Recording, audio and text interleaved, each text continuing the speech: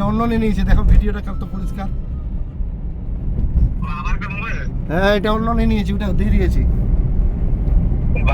এই যে এখনই পাঠাই দিবে, এখনই। এই যে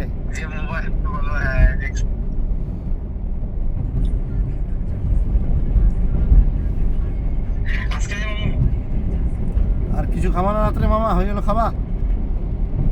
খাওয়া দাওয়া হয়নি, বাড়িতে মাংস বানাচ্ছে।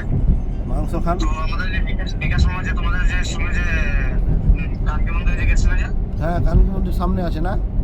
পারে গেছি, পিছনে আছে, পিছনে।